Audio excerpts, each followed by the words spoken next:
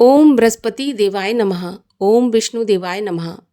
स्वागत है आप सभी का हमारे चैनल पर।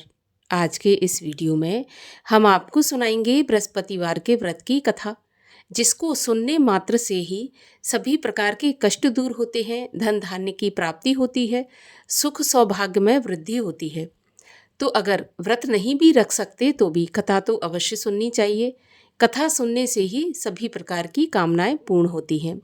तो अगर कथा आपको पसंद आए तो वीडियो को लाइक करके शेयर करिए, और सभी प्रकार की व्रत कथाएं सुनने के लिए और हमसे जुड़े रहने के लिए आपको केवल हमारे चैनल को सब्सक्राइब करके बेल आइकन पर क्लिक करना है। और अगर कथा पसंद आए तो लाइक अवश्य करिएगा। आपके लाइक से पता चलता है आपको हमारा वीडियो पसंद आया। तो चलिए शुरू करते हैं बृहस्पतिवार के व्रत की कथा। प्राचीन समय की बात है। भारत में एक राजा राज्य करता था। वह बड़ा प्रतापी और दानी था। वह नित्य प्रति मंदिर में भगवत दर्शन करने जाता था। ब्राह्मण और गुरु की सेवा किया करता था। उसके द्वार से कोई भी याचक निराश होकर नहीं लौटता था। प्रत्येक गुरुवार को व्रत रखता एवं पूजन करता था। हर दिन गरीबों की सहायता करता था। परंतु ये सब बातें उसकी रानी को अच्छी नहीं लगती थी। वह ना व्रत करती और ना किसी को एक भी पैसा दान में देती थी, और राजा से भी ऐसा करने को मना किया करती थी। एक समय की बात है। राजा शिकार खेलने वन को चले गए। घर पर रानी और दासी थीं। उस समय गुरु बृहस्पति साधु का रूप धारण करके राजा के दरवाजे पर भिक्षा मांगने आए। साधु ने रानी से भिक्षा मांगी तो वह कहने लगी, हे साधु महाराज, मैं इस दान पुण्य से तंग आ गई हूँ। इस कार्य के लिए तो मेरे पति देवी बहुत हैं। अब आप ऐसी कृपा करें कि सारा धन नष्ट हो जाए और मैं आराम से रह सकूं। साधु रूपी बृहस्पति देव ने कहा, देवी, तुम तो बड़ी विचित्र हो। संतान और धन से कोई दुखी नहीं होता, इसको सभी चाहते हैं। पापी भी पुत्र और धन की इच्छा करता है। अगर तुम्हारे पास धन अधिक है तो भूखे मनुष्यों को भोजन कराओ, प्याऊ लगवाओ, ब्राह्मणों को दान दो, धर्मशालाएं बनवाओ, कुआं, तालाब, बावड़ी, बाग, बगीचों आदि का निर्माण करवाओ, निर्धनों की कुंवारी कन्याओं का विवाह कराओ, साथ ही यज्ञ आदि करो। इस प्रकार के कर्मों से आपके कुल का और आपका नाम परलोक में सार्थक होगा एवं स्वर्ग की प्राप्ति होगी। परंतु रानी साधु की इन बातों से खुश नहीं हुई। उसने कहा, हे साधु महाराज, मुझे ऐसे धन की आवश्यकता नहीं जिसको मैं अन्य लोगों को दान दूं और जिसको रखने और संभालने में ही मेरा सारा समय नष्ट हो जाए। साधु ने कहा, देवी, यदि तुम्हारी ऐसी इच्छा है तो जैसा मैं तुम्हें बताता हूँ तुम वैसा ही करना। बृहस्पतिवार के दिन घर को गोबर से लीपना, अपने केशों को पीली मिट्टी से धोना, केशों को धोते समय स्नान करना। राजा से कहना वह हजामत करवाए। भोजन में मांस मदिरा खाना, कपड़ा धोबी के यहाँ धुलने डालना। इस प्रकार 7 बृहस्पतिवार करने से तुम्हारा सारा धन नष्ट हो जाएगा। ऐसा कहकर साधु महाराज रूपी बृहस्पति देव अंतर्ध्यान हो गए। रानी ने साधु के कहने के अनुसार 7 बृहस्पतिवार वैसा ही करने का विचार किया। साधु के बताए अनुसार करते हुए केवल 3 बृहस्पतिवार ही बीते थे कि उसकी समस्त धन संपत्ति नष्ट हो गई। भोजन के लिए दोनों समय परिवार तरसने लगा, सांसारिक भोगों से दुखी रहने लगा। तब वह राजा रानी से कहने लगा कि हे रानी, तुम यहाँ पर रहो, मैं दूसरे देश में जाता हूँ, क्योंकि यहाँ पर मुझे सभी मनुष्य जानते हैं, इसलिए मैं यहाँ पर कोई कार्य भी नहीं कर सकता। ऐसा कहकर राजा परदेश चला गया। वहाँ जंगल से लकड़ी काट कर लाता और शहर में बेचता। इस तरह जीवन व्यतीत करने लगा। इधर राजा के बिना रानी और दासियां दुखी रहने लगीं।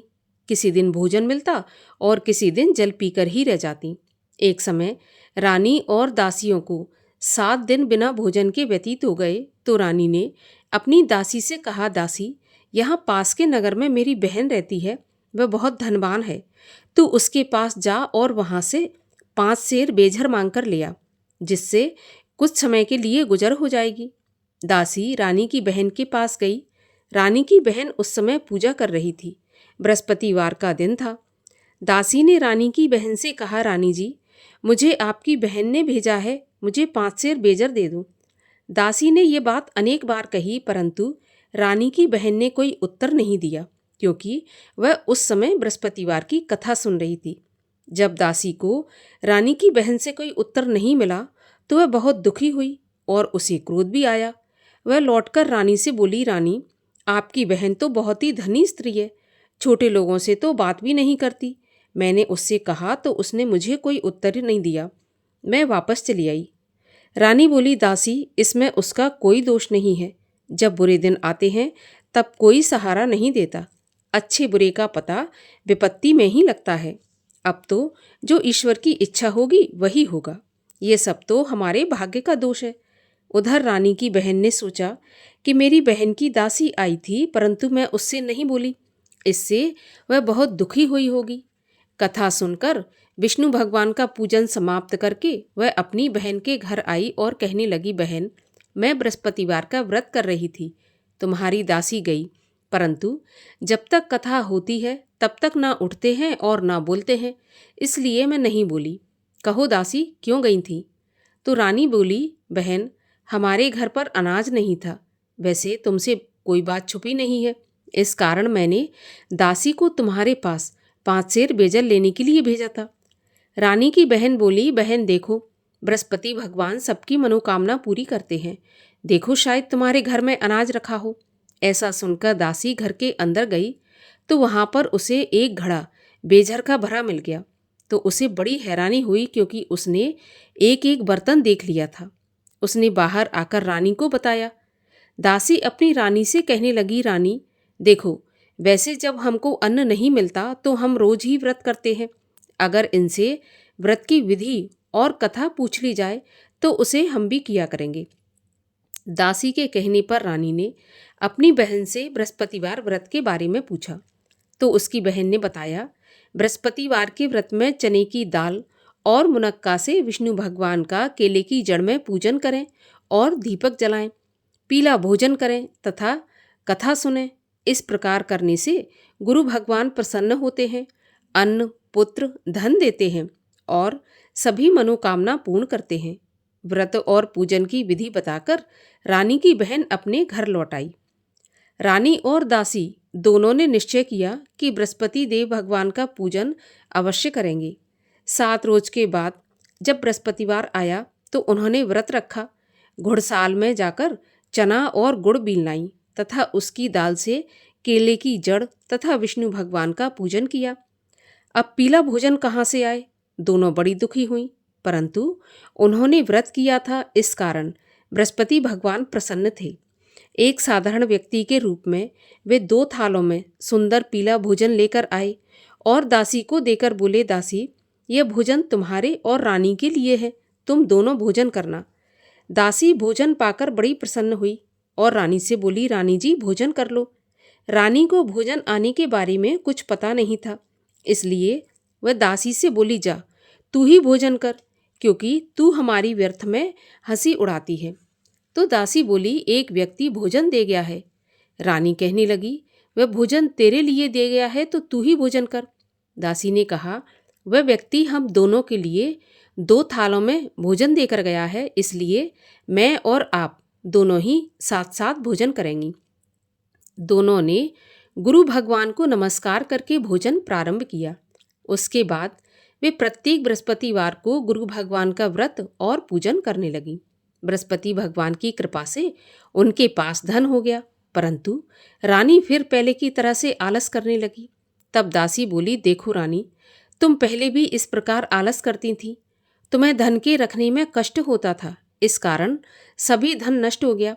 अब गुरु भगवान की कृपा से धन मिला है तो फिर तुम्हें आलस होता है।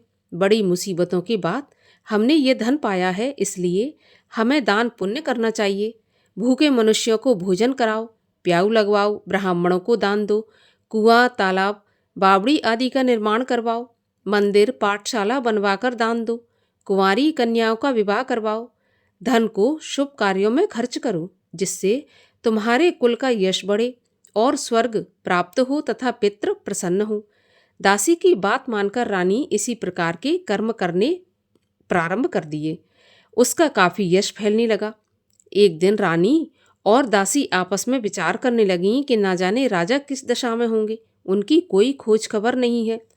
गुरु भगवान से उन्होंने प्रार्थना की और भगवान ने रात्रि में राजा को सपने में कहा कि हे राजा, उठ, तेरी रानी तुझको याद करती है, अब अपने देश को लौट जा। राजा प्रातःकाल उठा। वह विचार करने लगा कि स्त्री जाति खाने और पहनने की ही साथी होती है, पर भगवान की आज्ञा मानकर वह अपने नगर को चलने के लिए तैयार हुआ। जब राजा परदेश गया तो परदेश में बहुत दुखी रहने लगा था। प्रतिदिन जंगल से लकड़ी बीन कर लाता और उसे शहर में बेचकर अपने दुखी जीवन को बड़ी कठिनता से व्यतीत करता था। एक दिन राजा दुखी हो अपनी पुरानी बातों को याद करके रोने लगा। उस जंगल में बृहस्पति देव एक साधु का रूप धारण करके आए और राजा के पास आकर बोले, लकड़हारे, तुम इस सुनसान जंगल में किस चिंता में बैठे हो, मुझे बताओ। ये सुनकर राजा के नेत्रों में जल भर आया और साधु की वंदना करके बोला, प्रभु, आप सब कुछ जानने वाले हैं। इतना कहकर राजा ने साधु को अपनी संपूर्ण कहानी सुना दी। महात्मा तो दयालु होते हैं। वे राजा से बोले, राजा, तुम्हारी पत्नी ने बृहस्पति देव के प्रति अपराध किया था, जिसके कारण तुम्हारी ये दशा हुई। अब तुम किसी प्रकार की चिंता मत करो, भगवान तुम्हें पहले से अधिक धन देंगे। देखो, तुम्हारी पत्नी ने बृहस्पतिवार का व्रत प्रारंभ कर दिया है। अब तुम भी बृहस्पतिवार का व्रत करके चने की दाल और गुड़ जल के लोटे में डालकर केले का पूजन करो, फिर कथा कहो या सुनो। भगवान तुम्हारी सभी मनोकामनाओं को पूर्ण करेंगे। साधु को प्रसन्न देखकर राजा बोला, प्रभु, मुझे लकड़ी बेचकर इतना पैसा नहीं बचता जिससे भोजन करने के उपरांत कुछ बचा सकूं। मैंने रात्रि में अपनी रानी को व्याकुल देखा है। मेरे पास कोई साधन नहीं जिससे उसका समाचार जान सकूं, और फिर मैं बृहस्पति देव की क्या कहानी कहूं, ये भी मुझको मालूम नहीं है। तो साधु ने कहा, राजा, तुम किसी बात की चिंता मत करो। बृहस्पतिवार के दिन रोज की तरह लकड़ियां लेकर शहर में जाओ। तुम्हें रोज से दुगना धन प्राप्त होगा, जिससे तुम भली भांति भोजन कर लोगे और बृहस्पति देव की पूजा का सामान भी आ जाएगा। और बृहस्पतिवार की कहानी भी इस प्रकार से है। प्राचीन काल में एक बहुत ही निर्धन ब्राह्मण था। उसके कोई संतान नहीं थी। वह नित्य पूजा पाठ करता, परंतु उसकी स्त्री बहुत मलिनता के साथ रहती। वह न स्नान करती और न किसी देवता का पूजन करती। प्रातःकाल उठते ही सबसे पहले भोजन करती, बाद में कोई अन्य काम करती। ब्राह्मण देवता बहुत दुखी रहते थे। पत्नी को बहुत समझाते, परंतु उसका कोई परिणाम न निकलता। भगवान की कृपा से ब्राह्मण की स्त्री की कन्या उत्पन्न हुई। वह कन्या अपने पिता के घर में बड़ी होने लगी। वह बालिका प्रातः स्नान करके भगवान विष्णु का जप करती, बृहस्पतिवार का व्रत भी करने लगी। पूजा पाठ समाप्त करके स्कूल जाती तो अपनी मुट्ठी में जौ भर के ले जाती और पाठशाला के मार्ग में डालती जाती। वही जौ स्वर्ण के हो जाते तो लौटते समय उनको बीनकर घर ले आती। एक दिन वह बालिका सूप में उन सोने के जौ को फटक कर साफ कर रही थी। तभी उसकी माँ ने देख लिया और कहा, बेटी, सोने के जौ को फटकने के लिए सोने का सूप होना चाहिए। दूसरे दिन गुरुवार था। इस कन्या ने व्रत रखा और बृहस्पति देव से प्रार्थना करके कहा कि प्रभु, यदि मैंने सच्चे मन से आपकी पूजा की हो तो मुझे सोने का सूप दे दो। बृहस्पति देव ने उसकी प्रार्थना स्वीकार कर ली। रोजाना की तरह वह कन्या जौ फैलाती हुई स्कूल चली गई। स्कूल से लौटकर जब वह जौ बीन रही थी तो बृहस्पति देव की कृपा से उसे सोने का सूप मिला। उसे वह घर ले आई और उसमें जौ साफ करने लगी, परंतु उसकी माँ का वही ढंग रहा। एक दिन की बात है, वह कन्या सोने के सूप में जौ साफ कर रही थी। उस समय उस नगर का राजकुमार वहां से होकर निकला। इस कन्या के रूप और कार्य को देखकर उस पर मोहित हो गया और राजमहल में आकर भोजन तथा जल त्याग कर उदास होकर लेट गया। जब राजा को राजकुमार द्वारा अन्न जल त्यागने का समाचार ज्ञात हुआ तो अपने मंत्रियों के साथ अपने पुत्र के पास गए और बोले, बेटा, तुम्हें किस बात का कष्ट है? किसी ने अपमान किया है अथवा कोई और कारण है? मुझे बताओ, मैं वही करूँगा जिससे तुम्हें प्रसन्नता हो। तो राजकुमार ने अपने पिता की बातें सुनी तो बोला, मुझे आपकी कृपा से किसी बात का दुख नहीं है। किसी ने मेरा अपमान नहीं किया, परंतु मैं उस लड़की के साथ विवाह करना चाहता हूँ जो सोने के सूप में जौ साफ कर रही थी। यह सुनकर राजा आश्चर्य में पड़ गया और बोला, बेटा, इस तरह की कन्या का पता तुम ही लगाओ, मैं उसके साथ तुम्हारा विवाह अवश्य करवा दूंगा। राजकुमार ने राजा को उस लड़की के घर का पता बताया। मंत्री उस लड़की के घर गया और राजा का आदेश ब्राह्मण को सुनाया। कुछ ही दिन के बाद ब्राह्मण की कन्या का विवाह राजकुमार के साथ संपन्न हो गया। कन्या के घर से जाते ही उस ब्राह्मण देवता के घर में पहले की भांति गरीबी का निवास हो गया। अब भोजन के लिए भी अन्न बड़ी मुश्किल से मिलता था। एक दिन दुखी होकर ब्राह्मण देवता अपनी पुत्री से मिलने गए। बेटी ने पिता की दुखी अवस्था को देखा और अपनी माँ का समाचार पूछा तो ब्राह्मण ने सारा हाल कह दिया। कन्या ने बहुत सा धन देकर अपने पिता को विदा कर दिया। इस तरह ब्राह्मण का कुछ समय सुखपूर्वक व्यतीत हो गया, लेकिन कुछ दिन के बाद फिर वही हाल हो गया। ब्राह्मण फिर अपनी कन्या के यहाँ गया और सभी हाल कहा तो पुत्री बोली, पिताजी, आप माताजी को यहाँ लिवा लाओ, मैं उन्हें विधि बता दूंगी जिससे गरीबी दूर हो जाएगी। ब्राह्मण देवता अपनी स्त्री को साथ लेकर राजमहल अपनी पुत्री के पास पहुँचे तो पुत्री अपनी माँ को समझाने लगी, माँ, तुम प्रातःकाल उठकर प्रथम स्नान आदि करके विष्णु भगवान का पूजन करो तो सब दरिद्रता दूर हो जाएगी। परंतु उसकी माँ ने उसकी एक भी बात नहीं मानी। वह प्रातःकाल उठकर अपनी पुत्री का बचा जूठन खा लेती थी। एक दिन उसकी पुत्री को बहुत गुस्सा आया। उसने एक रात को कोठरी से सारा सामान निकाल दिया और अपनी माँ को उसमें बंद कर दिया। प्रातःकाल उसमें से उसे निकाला और स्नान आदि करा के पूजा पाठ करवाया तो उसकी माँ की बुद्धि ठीक हो गई। इसके बाद वह नियम से पूजा पाठ करती और प्रत्येक बृहस्पतिवार को व्रत भी रखने लगी। इस व्रत के प्रभाव से उसकी माँ भी बहुत धनवान तथा पुत्रवती हो गई और बृहस्पति देवता के प्रभाव से स्वर्ग को गई। वह ब्राह्मण भी सुखपूर्वक इस लोक का सुख भोग कर स्वर्ग को प्राप्त हुआ। इस तरह कहानी कहकर साधु देवता वहाँ से अंतर्ध्यान हो गए। धीरे धीरे समय व्यतीत होने पर फिर बृहस्पतिवार का दिन आया। राजा जंगल से लकड़ी काटकर किसी शहर में बेचने गया तो उसे उस दिन और दिनों से अधिक पैसा मिला। राजा ने चना गुड़ आदि लाकर बृहस्पतिवार का व्रत किया। उस दिन से उसके सभी क्लेश दूर हुए। परंतु जब अगला गुरुवार आया तो वह बृहस्पतिवार का व्रत करना भूल गया। इस कारण बृहस्पति भगवान नाराज हो गए। उस दिन उस नगर के राजा ने विशाल यज्ञ का आयोजन किया तथा अपने समस्त राज्य में घोषणा करवा दी कि कोई भी मनुष्य अपने घर में भोजन न बनाए, आग भी न जलाए। समस्त जनता मेरे यहाँ भोजन करने आए और इस आज्ञा को जो नहीं मानेगा उसको फांसी की सजा दी जाएगी। राजा की आज्ञा के अनुसार राज्य के सभी वासी राजा के भोज में सम्मिलित हुए, लेकिन लकड़हारा कुछ देर से पहुंचा, इसलिए राजा उसको अपने साथ महल में ले गए। जब राजा लकड़हारे को भोजन करा रहे थे तो रानी की दृष्टि उस खूंटी पर पड़ी जिस पर उसका हार लटका हुआ था। उसे हार खूंटी पर लटका दिखाई नहीं दिया। रानी को निश्चय हो गया कि मेरा हार इस लकड़हारे ने चुरा लिया और उसी समय सैनिक बुलवाकर उसको जेल में डलवा दिया। जब लकड़हारा जेल खाने में गया तो बहुत दुखी होकर विचार करने लगा कि न जाने कौन से पूर्व जन्म के कर्म से मुझे यह दुख प्राप्त हुआ है, और उसी साधु को याद करने लगा जो कि जंगल में मिला था। उसी समय तत्काल बृहस्पति देव साधु के रूप में प्रकट हो गए और उसकी दशा को देखकर कहने लगे, अरे मूर्ख, तूने बृहस्पति देवता की कथा नहीं की, इसी कारण तुझे दुख प्राप्त हुआ है। अब चिंता मत कर, बृहस्पतिवार के दिन जेल खाने के दरवाजे पर 4 पैसे पड़े मिलेंगे, उनसे तू बृहस्पति देव की पूजा करना तो तेरे सभी कष्ट दूर हो जाएंगे।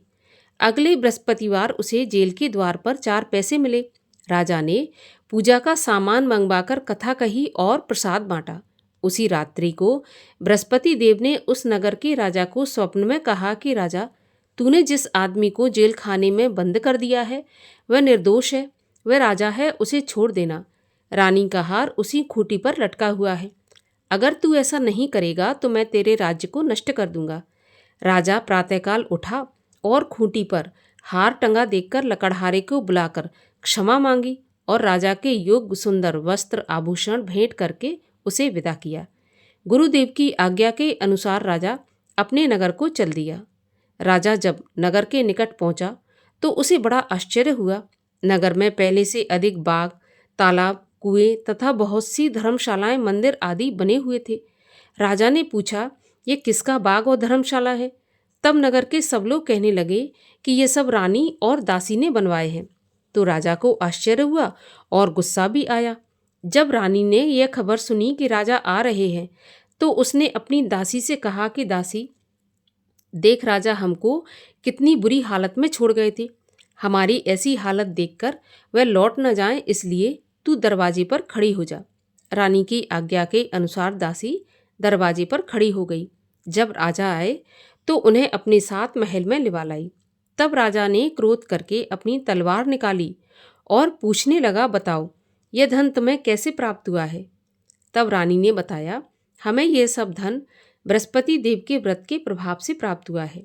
राजा ने निश्चय किया, 7 रोज बाद तो सभी बृहस्पति देव का पूजन करते हैं, परंतु मैं रोजाना दिन में 3 बार कथा कहा करूँगा और रोज व्रत किया करूँगा। अब हर समय राजा के दुपट्टे में चने की दाल बंधी रहती और दिन में 3 बार कथा कहता। एक दिन राजा ने विचार किया कि चलो अपनी बहन के यहाँ हो आऊँ। इस तरह निश्चय कर राजा घोड़े पर सवार हो अपनी बहन के यहाँ चल दिया। मार्ग में उसने देखा कि कुछ आदमी एक मुर्दे को लिए जा रहे हैं। उन्हें रोककर राजा कहने लगा, अरे भाइयों, मेरी बृहस्पतिवार की कथा सुन लो। तो वे बोले, लो, हमारा तो आदमी मर गया, इसको अपनी कथा की पड़ी है। परंतु कुछ आदमी बोले कि अच्छा कहो, हम तुम्हारी कथा भी सुनेंगे। राजा ने दाल निकाली और कथा कहनी शुरू कर दी। जब कथा आदि हुई थी तो मुर्दा हिलने लगा और जब कथा समाप्त हुई तो राम राम करके वह मुर्दा उठकर खड़ा हो गया। राजा आगे बढ़ा, उसे चलते चलते शाम हो गई। आगे मार्ग में उसे एक किसान खेत में हल चलाता मिला। राजा उससे बोला, अरे भैया, तुम मेरी बृहस्पतिवार की कथा सुन लो। तो किसान बोला, जब तक मैं तेरी कथा सुनूंगा तब तक 4 हरैया जोत लूंगा। जा अपनी कथा किसी और को सुनाना। राजा आगे चलने लगा। राजा के हटते ही बैल पछाड़ खाकर गिर गए और किसान के पेट में बहुत जोर से दर्द होने लगा। उसी समय किसान की पत्नी रोटी लेकर आई। उसने जब यह देखा तो अपने पुत्र से सब हाल पूछा और बेटे ने सभी हाल बता दिया। तो बुढ़िया दौड़ी दौड़ी उस घुड़सवार के पास गई और उससे बोली, मैं तेरी कथा सुनूंगी, तू अपनी कथा मेरे खेत पर चलकर ही कहना। राजा ने लौटकर बुढ़िया के खेत पर जाकर कथा कही, जिसके सुनते ही बैल उठकर खड़े हो गए तथा किसान के पेट का दर्द भी बंद हो गया। राजा अपनी बहन के घर पहुंच गया। बहन ने भाई की खूब मेहमानी की। दूसरे रोज प्रातःकाल राजा जगा तो वह देखने लगा कि सब लोग भोजन कर रहे हैं। राजा ने अपनी बहन से पूछा, ऐसा कोई मनुष्य है जिसने भोजन नहीं किया हो, जो मेरी बृहस्पतिवार की कथा सुन ले? तो बहन बोली, भैया, यह देश ऐसा ही है। पहले यहाँ के लोग भोजन करते हैं, बाद में अन्य काम करते हैं। अगर पड़ोस में कोई हो तो मैं देख कर आती हूँ। ऐसा कहकर बहन देखने चली गई, परंतु उसे कोई ऐसा व्यक्ति नहीं मिला जिसने भोजन नहीं किया हो। अतः वह एक कुम्हार के घर गई जिसका लड़का बीमार था। उसे मालूम हुआ कि उनके यहाँ 3 रोज से किसी ने भोजन नहीं किया। तो रानी ने अपने भाई की कथा सुनने के लिए कुम्हार से कहा और वह कुम्हार तैयार हो गया। राजा ने जाकर बृहस्पतिवार की कथा कही, जिसको सुनकर उसका लड़का ठीक हो गया। अब तो राजा की प्रशंसा होने लगी। एक दिन राजा ने अपनी बहन से कहा कि बहन, हम अपने घर को जाएंगे, तुम भी तैयार हो जाओ। तो राजा की बहन ने अपनी सास से अपने भाई के साथ जाने की आज्ञा मांगी। तो सास बोली कि चली जा, परंतु अपने लड़कों को मत ले जाना, क्योंकि तेरे भाई के तो कोई संतान नहीं है। बहन ने अपने भाई से कहा, भैया, मैं तो चलूंगी पर कोई बालक नहीं जाएगा। राजा ने कहा, जब कोई बालक नहीं चलेगा तो तुम क्या करोगी? बड़े दुखी मन से राजा अपने नगर को लौट आया। राजा ने अपनी रानी से कहा, हम निर्वंशी राजा हैं, हमारा मुंह देखने का भी धर्म नहीं है, और बिना भोजन आदि किए शैया पर लेट गया। रानी बोली, हे प्रभु, बृहस्पति देव ने हमें सब कुछ दिया है, वे हमें संतान भी अवश्य देंगे। उसी रात को बृहस्पति देव ने राजा को स्वप्न में कहा, राजा उठ, सभी सोच त्याग दे, तेरी रानी गर्भवती है। राजा को यह जानकर बड़ी खुशी हुई और 9वें महीने रानी के गर्भ से एक सुंदर पुत्र पैदा हुआ। तब राजा बोला, हे रानी, स्त्री बिना भोजन के रह सकती है, परंतु बिना कहे नहीं रह सकती। जब मेरी बहन आए तो तुम उससे कुछ कहना मत। तो रानी ने सुनकर हाँ कर दी। जब राजा की बहन ने यह शुभ समाचार सुना तो बहुत खुश हुई और बधाई लेकर अपने भाई के यहाँ आई। तभी रानी ने कहा, घोड़ा चढ़ाकर नहीं आई, गधा चढ़ी आई। तो राजा की बहन बोली, भाभी, मैं इस प्रकार ना कहती तो तुम्हें औलाद कैसे मिलती। बृहस्पति देव ऐसे ही है, जैसी जिसके मन में कामना है सभी को पूर्ण करते हैं। जो सद्भावना पूर्वक बृहस्पतिवार का व्रत करता है एवं कथा पढ़ता है अथवा सुनता है और दूसरों को सुनाता है, बृहस्पति देव उसकी सभी मनोकामना पूर्ण करते हैं। बृहस्पति देव उनकी सदैव रक्षा करते हैं। जो संसार में सद्भावना से गुरुदेव का पूजन एवं व्रत सच्चे हृदय से करते हैं, उनकी सभी मनोकामनाएं पूरी होती हैं। जैसी सच्ची भावना से रानी और राजा ने बृहस्पति देव की कथा का गुणगान किया तो उनकी सभी इच्छाएं बृहस्पति देव ने पूर्ण की थी। इसलिए सबको कथा सुनने के बाद प्रसाद लेकर जाना चाहिए और हृदय से उनका मनन करते हुए जयकारा बोलना चाहिए। बोलिए बृहस्पति भगवान की जय। और आइए अब करें बृहस्पति देव की आरती। ओम जय बृहस्पति देवा, स्वामी जय बृहस्पति देवा। छिन्न छिन्न भोग लगाऊं, कदली फल मेवा। ओम जय बृहस्पति देवा। तुम पूर्ण परमात्मा, तुम अंतर्यामी, जगत पिता जगदीश्वर, तुम सबके स्वामी। ओम जय बृहस्पति देवा। चरणामृत निज निर्मल, सब पातक हरता, सकल मनोरथ दायक, कृपा करो भरता। ओम जय बृहस्पति देवा।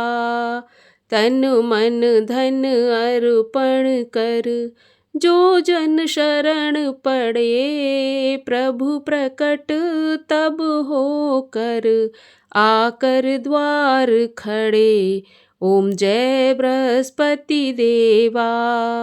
दीन दयाल दयानिधि, भक्तन हितकारी, पाप दोष सब हरता, भव बंधन हारी।